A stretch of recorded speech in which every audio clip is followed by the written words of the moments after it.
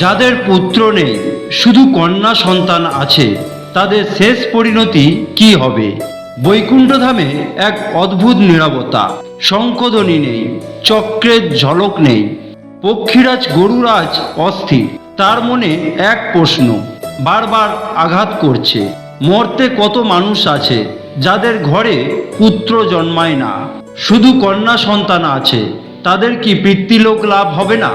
গরুর প্রণাম করে বললেন, হে প্রভু নারায়ণ, শাস্ত্রে তো বলা হয়েছে পুত্রই পিণ্ডদান করে, পিতৃদের মুক্তি দেয়। তাহলে যাদের পুত্র নেই, যাদের কেবল কন্যা আছে, তাদের শেষ পরিণতি কি হবে? বৈকুণ্ঠ যেন আরো নীরব হয়ে গেল।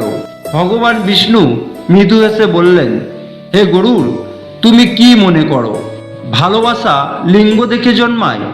যে সন্তান হৃদয় থেকে পিতামাতাকে স্মরণ করে, যে সন্তান তাদের সেবা করে, যে সন্তান তাদের নাম নিয়ে দান ধর্ম করে, সেই প্রকৃত মুক্তিদাতা। হে পক্ষীরাজ গরু, তাহলে এক গল্প বলি শোনো। মর্তে এক ব্রাহ্মণ বাস করতেন। তার 3 কন্যা সন্তান ছিল। গ্রামের মানুষ বলতো, ওর তো কেউ পিণ্ডদান দেবে না।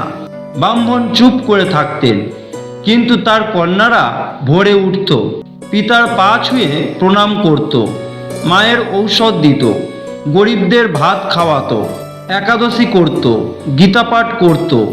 তারা কখনো ভাবেনি তারা কন্যা বলে কম কিছু।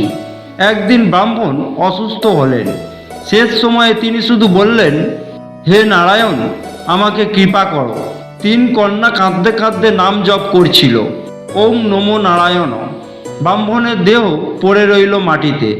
যমদূত এগিয়ে এলো, কিন্তু হঠাৎ আকাশ আলোকিত করে বিষ্ণুদূত উপস্থিত হলো।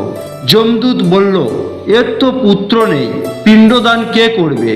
বিষ্ণুদূত উত্তর দিল, এর কন্যাদের ভক্তি, সেবা আর সৎকর্ম পিণ্ডদানের চেয়েও শক্তিশালী।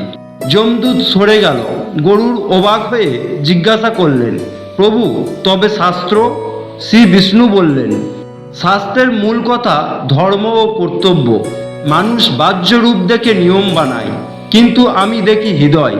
যেখানে নারীকে সম্মান করা হয়, সেখানে দেবতারা বাস করে। কন্যা কখনো অযোগ্য হয় না। সে মা হয়, সে সৃষ্টি করে, সে ভক্তি শেখায়।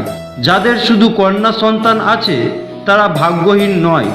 যদি সেই কন্যা সৎ হয়, ভক্ত হয়, পিতামাতার নাম উজ্জ্বল করে, তাহলে স্বর্গের দরজা তার হাতেই খুলে যায়।